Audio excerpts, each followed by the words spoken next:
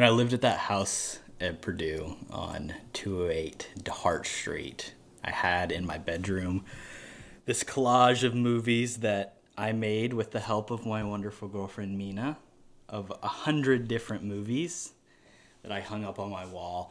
And oftentimes when people would come over to visit, or I'd have random people over for parties, and if we'd make my way into my room, I would challenge them. When you say it like that. Yeah, whatever the happenstance may be, people hanging out in the room, there would be a challenge. The gauntlet would be thrown down to see if they could name all 100 of the movies. And very few people, I will say, former guest of the pod, J.D. Hoover, might be the only person that was ever there in the room that could do all 100 perfectly. But in terms of that list, there was about 20 of those movies that you hadn't seen. That's true. So I think in the very early days of our relationship, when we would struggle to pick things, we had those 20 movies that you'd never seen that we wanted to get through and kind of knock them off the list and kind of watch.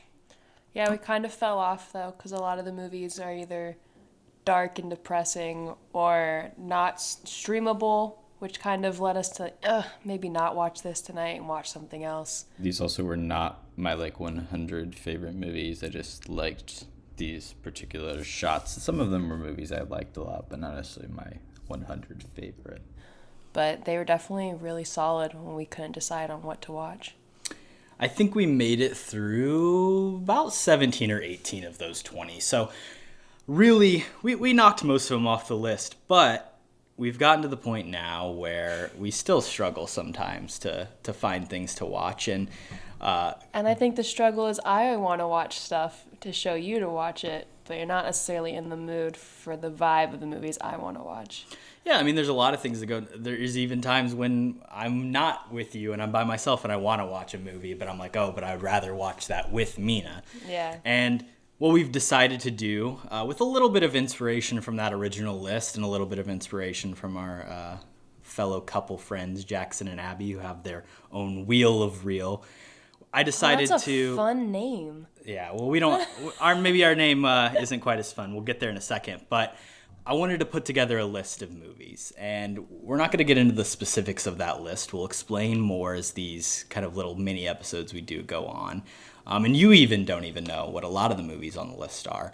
But it is some movies that you wanted to watch and show me. Some movies you wanted to watch for the first time with me. Same thing, vice versa. And also just some classics that we both haven't seen and need to catch up on. And some ones that friends and family have said, you guys should watch these. Exactly. So it's a list of 300 movies that we will eventually get through. And as we watch each one, we're going to sit down. We're going to talk about it together. And we're going to share that with you guys. I feel like this could go significantly faster if we were only allowed to watch these 300 movies. That is true. We're definitely going to be seeing other things, especially new things in theaters. But I would say, we're going to try and really focus on knocking out this list. And I'm excited. When it comes to non-new releases, we're going to stay up to date with the new stuff. But This is a good place for old movie watching. I think it's a pretty diverse list. It's got some international feature films on it, some really highly celebrated films, a good chunk of them, award winners. I spanned the decades with my list. The list itself has movies going all the way back to the early days of silent film. So we're going to be sharing, just our general thoughts on the movies, as well as just whether it's a good movie to watch with a date. Oh, gosh. So welcome to MK300. I'm Korbin. And I'm Mina. And we're tackling our watch list of 300 specifically curated movies one at a time. Today, we are discussing the first movie, The Birdcage. Pop, I'm getting married. It's a girl. I met her at school. It's this wonderful... Are you upset? But let me tell you why. Don't use that tone to me.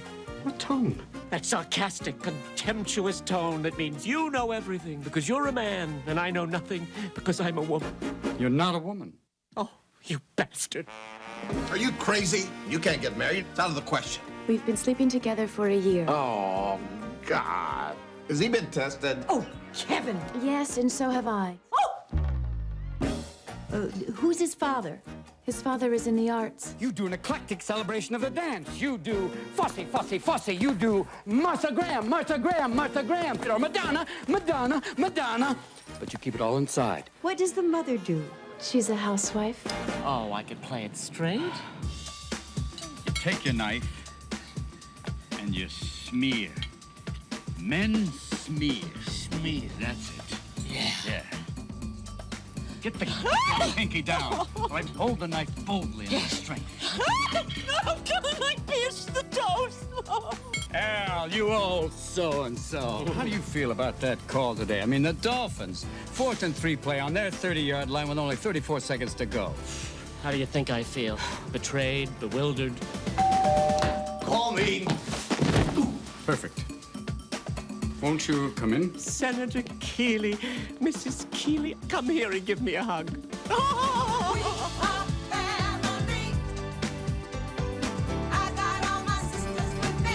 I've never felt such tension. It's like riding a psychotic horse towards a burning stable. God, this is a nightmare. Something about the father and Mrs. Coleman. I can't put my finger on It's it. nothing. What do you mean? It's nothing. It is Dad, something. It is nothing. Something very strange is going on. What a fantastic movie. This is Mike Nichols' 1996 LGBT comedy film starring Robin Williams and Nathan Lane. It's an American adaptation, I don't know if you knew this, of a French play/movie. Nathan Lane and Robin Williams play a homosexual couple who own a drag club called the Birdcage in Miami. When their son wants to marry the daughter of a Republican congressman, Lane and Williams must pretend to be straight when they meet their future in-laws in order to not ruin their future son's relationship. The movie is based on a 1978 movie and 1973 play, La Cage aux... Play. 1973 play, La Cage aux Fous, from a script by Elaine May, marking the first film collaboration between the classic comedy duo of Nichols and May. Alongside Robin Williams and Nathan Lane starred Gene Hackman, Diane West, Hank Azaria, and of course Christine Baranski. Now, let's talk about why this movie is on our list specifically. Originally, it was actually a selection that you made. Yes, it's a favorite of mine. I saw it for the first time probably 14. My mom loves it. We're big Nathan Lane and Robin Williams fans in my household, and I watch it every year or so. It's just a good time, and I was like, I feel like it's a movie you would enjoy. And it's a movie prior to us even making this list we had discussed needing to watch together. I think we were listening to an episode of The Big Picture where it maybe got brought up, and then maybe even an episode, like I've heard Jackson talk about it, which then brings us to the fact that we asked Jackson and Abbi to suggest some movies to us, and this was one of the 5. So they kind of stole one of your picks, which then you just were able to replace with another great film instead. Oh, yes. It really just ruins your chances of watching a good film, because now you have to watch a movie that I would not initially put on the list. But this being a Jackson and Abbi pick definitely made me happier that they are friends, because it's a fantastic movie, and I was really glad that they were like, yeah, you should watch this. A well-appreciated suggestion from them. And it also kind of just worked out randomly with timing, where this movie was showing in theaters right at the time when we wanted to watch it. So we were like, oh, we're going to go see it in the theater. And then just scheduling-wise, you wanted to come home. You didn't really want to stay in the city any longer. I was tired. So we were like, yeah, we'll just watch it at home. And we were able to. I think we didn't have to rent it, did we? If I remember correctly, it's just stream. Available to stream on Amazon Prime Video. So we didn't have to pay. But it kind of just... That's the reason we chose it as our first one. Because I really did want to watch it in theaters, but it just ended up being one of those days where it was like, let's just go home. Yeah, and you know what? I think it's one that nothing is really lost from the experience of watching it at home as opposed to a theater. I don't think it would be significantly better. I think the only significance is, like, when are you really going to see this movie in theaters anymore? I think Very that's true. the only significance. It is a movie that received an Academy Award for art direction.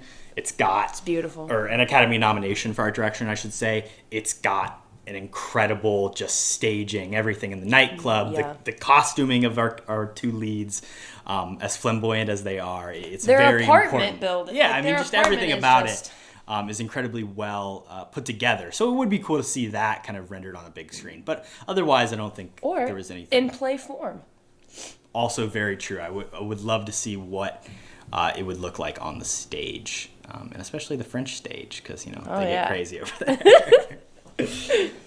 Every time we do a movie, we're going to be sharing our 3 thoughts. These can be generally related to the movie or not. We're going to kind of go back and forth and then just kind of discuss them, use them as jumping off points for our discussion about the movie. Why don't you get it started? Well, since I have seen this before, my main question was just like, what did you think of this movie? Because I've seen it and I absolutely love it, as I've said so much at the beginning of this. And Nathan Lane is just phenomenal. I think he really steals the movie. And I want to know, like, what did you think, broad scope of the movie? Yeah, I really enjoyed it for watching it the first time. I was not necessarily surprised by anything that happened in it. I think it is a very telegraphed story that's very similar to a lot of rom-coms, or even stories about, like, fish out of water, you got to bring your parents home to meet somebody who's a little different. It's, whether it's like a guess who's coming to dinner, or even like a Guess Who readaptation with like a black and a white family coming together. It's an idea that I think has been played out in film multiple times, but I found it to be a really heartwarming and, kind of fresh and different look at it, especially when you see in the 90s, there's hardly any films that are, tackling subjects similar to this and, focusing on LGBT characters in this way. I think it does that with extreme care, and I don't think there's anything about it that I would say doesn't hold up in 2023, which I think is pretty impressive. Yes, they do say the F slur in the movie, which maybe they would just avoid entirely in 2023, but it is, the gay characters using it kind of about themselves rather than used in a derogatory sense. And I think it's also just like of the time. Like it's in that time period. I think it'd be weirder to not hear that word at all. And you would note, like, watching it then, you'd notice it feels like they're purposely going around saying this. Yeah. And I think the idea itself is a fun conceit to have. I will say, just an absolute terrible child.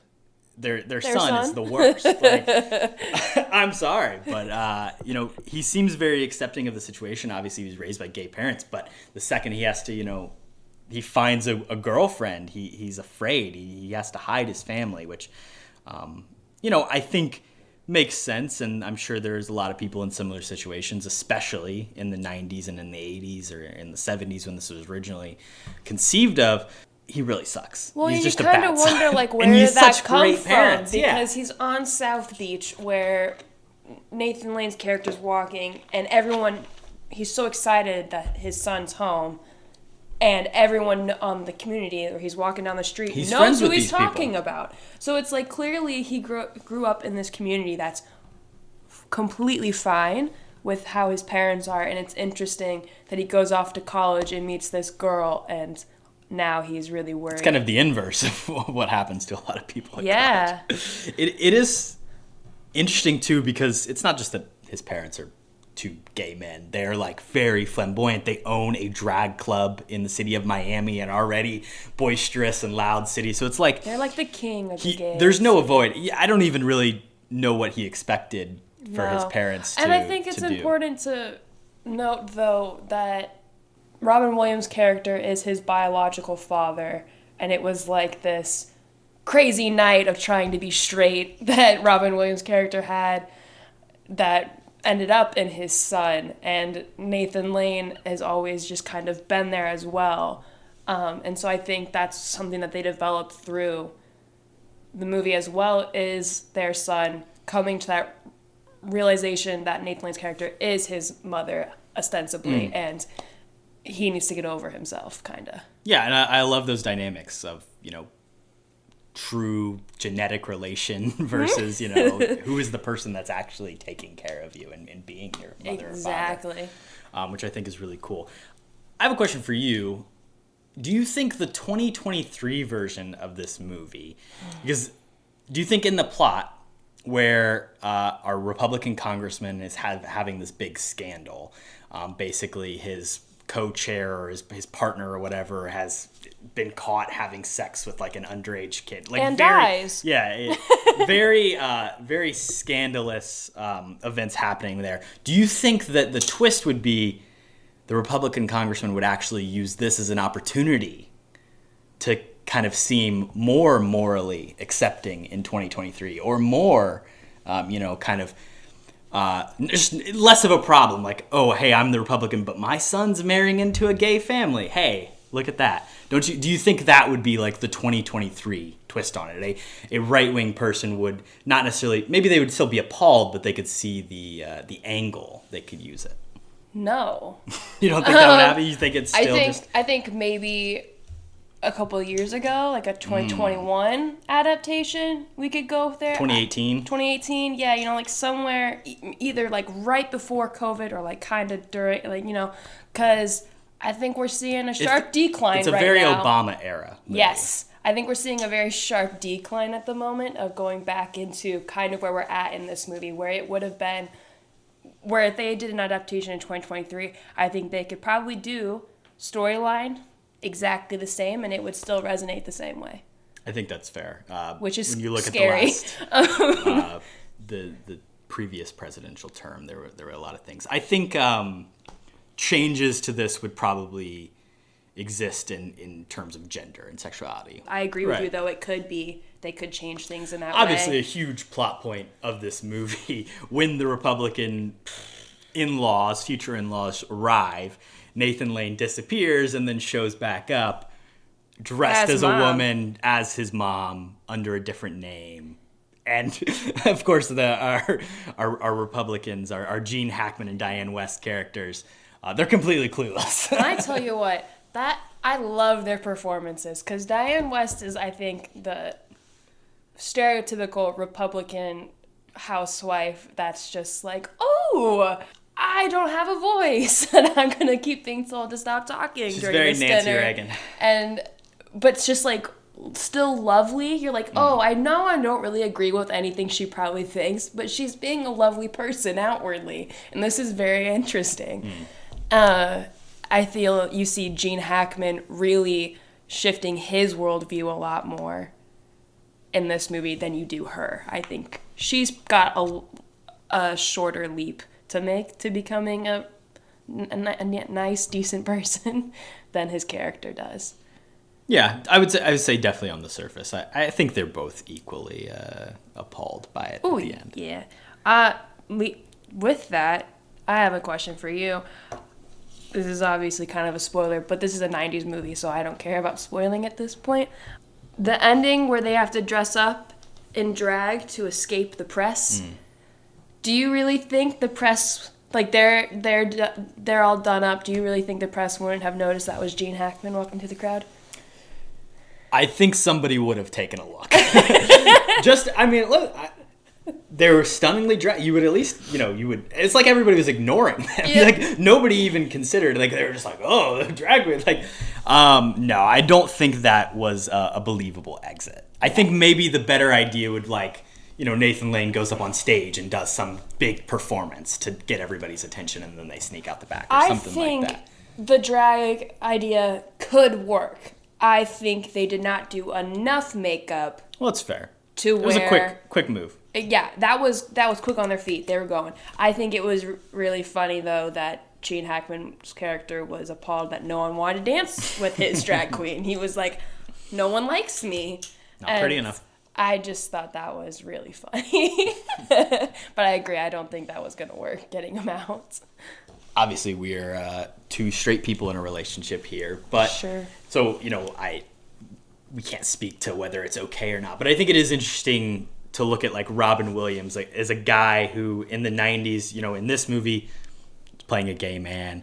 and Mrs. Doubtfire is not afraid to cross-dress and appear as a woman and literally pretend to be a woman. And I think it's cool that, like, Robin Williams, rest in peace to him, is somebody that was never afraid to really take those risks at any point in his career. He would really play any role. And he's a very, out there, extreme person as it is, and his personality is just extremely charismatic. But I think it's really cool that he's, was willing to take on these roles. I know the original pairing was supposed to be Robin Williams and Steve Martin was kind of the pitch there. And Martin was like, I don't think I want to do it. And Robin Williams was like, well, I've already done I've done the drag. I've dressed up as a woman before. I'm afraid to, get back into that. He was going to be Nathan Lane's character? Yeah, I believe so. That was the Okay, idea. good. I was like, because there's no way. Yeah. Martin could be I think Nathan the Lane. flip is better. Nathan Lane, this movie would not have been as successful without Nathan Lane being in it. But I think, to your point about Robin Williams, I think he's also one of the few that is generally respected in being able to play characters like that because he handles them with grace and care, and it's not a joke. It feels like he really is that person. You don't feel like in movies when people have fat suits on that it's a joke. He has now embraced Armand in this character, and he is ostensibly a gay man. I think similarly, you have Stanley Tucci now. Like, he has played gay characters, and I, for a long time, thought he was gay. So I was the reverse. I was shocked to find out he was straight. So I think there's a few actors that know how to take a character like this and do it respectfully and with care. And everyone's like, perfect, you did this right. But I think it's a very few that are brave enough to take it on and know how to do it correctly. Yeah, and I don't think Robin Williams ever really in his humor is coming from like a place of ill intent or hate. And, like it's all always been, even in the darker, scarier things, it's like there's still heart there, right? It's coming from a positive place. I wanted to bring this up. There was talk before the movie came out, about reservations the studio had about the politics maybe and how it would be received. Would right-wing people be, unhappy about their representation in the film? Would, people on the left be upset with the way it approaches things? But specifically talking about like the Republican portrayal, one of the studio people said, Mike anticipated these concerns 8 or 9 months ago.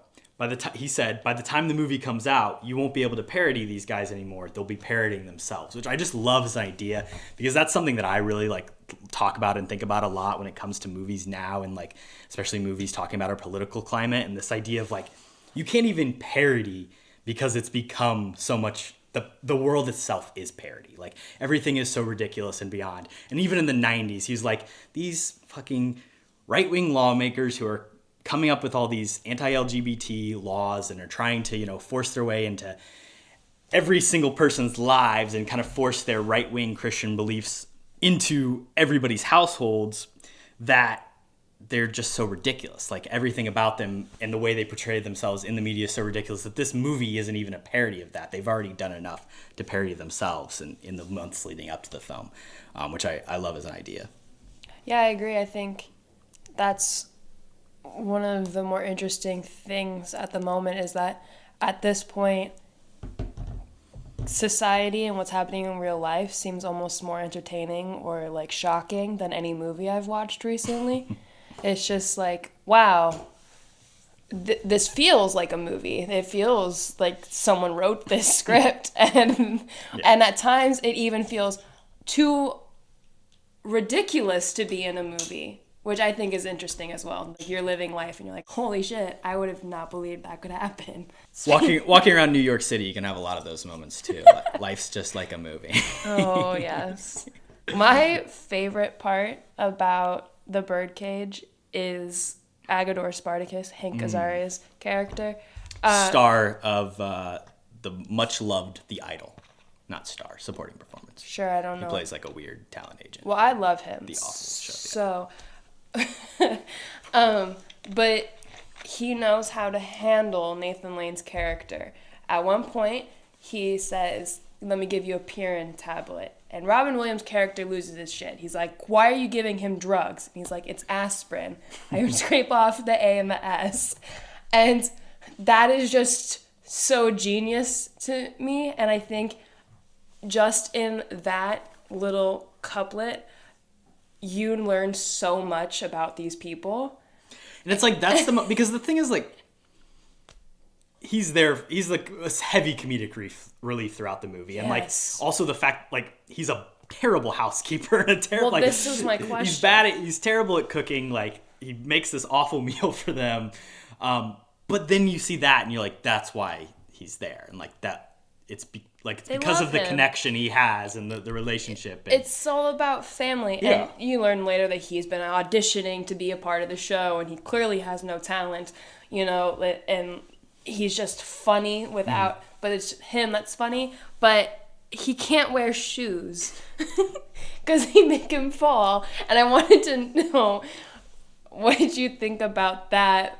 The fact that as soon as he puts shoes on, this poor man can't walk.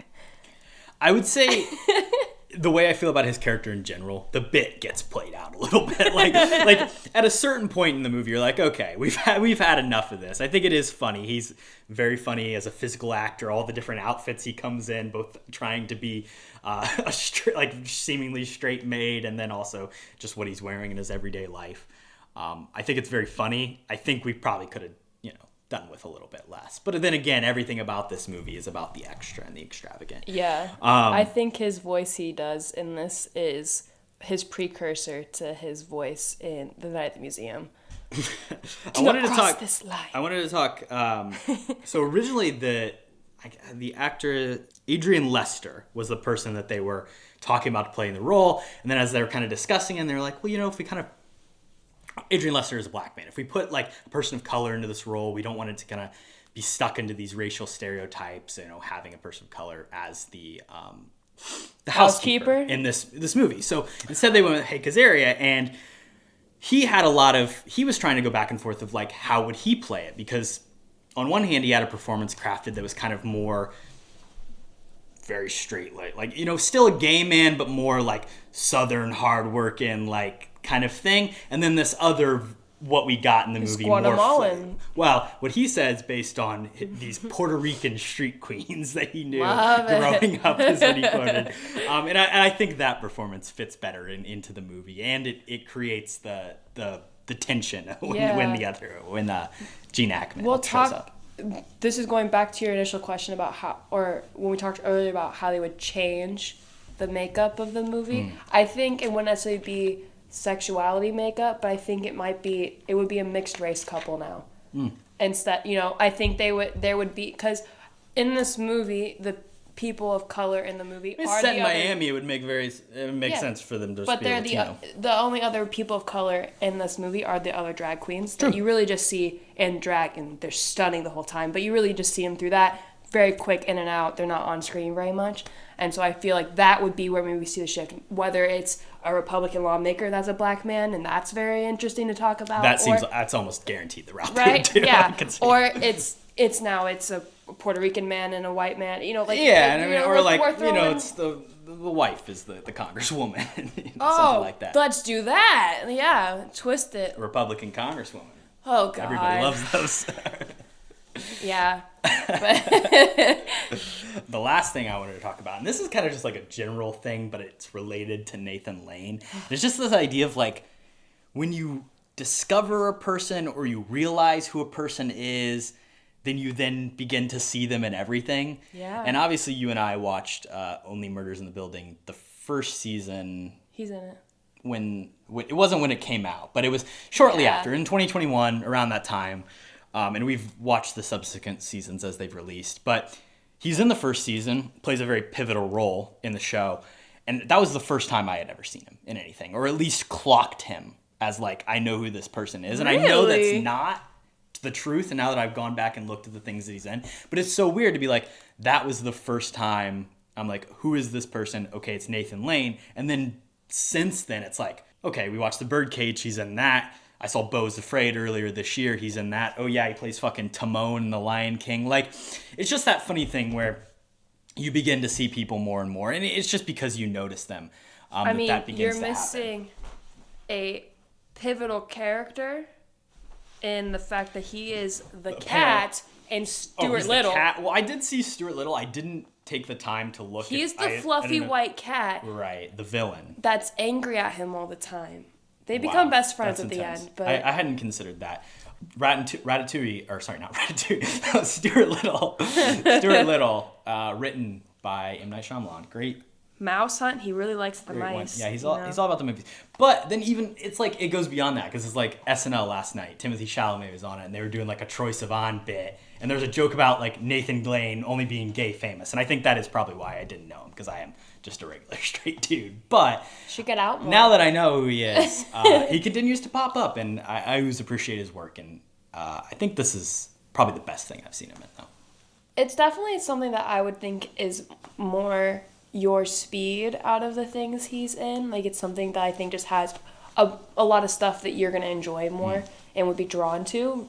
Like, Mouse Hunt's not really something you're going to be drawn to, you know? And I'm a the big rest of his, Stuart Little head, though. I would say the rest of the stuff we're drawn to him, and he's doing voice work. Like, I'm sorry, his Right, work as Timon, Timon, me, stunning. I didn't know that. I learned that an hour before we started Are you recording. serious? Yeah, I still didn't. Oh my god. It makes a lot of sense. He again, just Lion King 1.5. It's his movie, man. Like, fair. Love me some Nathan Lane. He is just so fun to watch, and I love when he just pops up. Also one of the stars of the recently released Dix the Musical. So go check that out in a theater near you, potentially. The final thing we've got to hit, is this a good date movie? Is this a good one to sit down and watch with a significant other? I think this is a great date movie. I think it's fun. It's a classic for me. I think it has aspects that anyone can enjoy. And it doesn't really ruin the mood at any point. Like, you're having fun before you watch it, having fun after you watch it, you're having fun while you watch it. It keeps up with how you're feeling. Yeah, and it's not a rom-com or a relationship movie that, like, would make you want to break up with someone, or, like, where things end, like you said, everything ends positively. And you can think about, like, you know, what if our kid was an asshole and pulled some shit like that? They probably will be. But, I mean, but it's also, like, there's not the typical, oh my god, they're going to break up in it either. It's upbeat. Well, there isn't. Throughout Yeah, most I mean, there of it. isn't. You've got your problems, but it's not that. The dark night of the soul moment, as it is sometimes referred to in screenplay, like the downest moment of this movie is not that bad. Like, no, it's a rift between a family more than anything. But yeah, it's not much to come back from. No, I would watch this again and again for date night. Well, thank you guys for joining us for the first episode of MK300. We've got 299 more to go. So stick along for the ride, and we will be discussing a wide variety of movies. That's for sure. Please check out Birdcage, though. Thanks for listening to the episode. You can follow the rest of our happenings over here at Kody and Korbin Have a Podcast on Instagram, Twitter, and TikTok at KHAP Podcasts, KHAPODCAST. Please follow us on Spotify, give us a rating, subscribe to our YouTube channel, and follow along for more.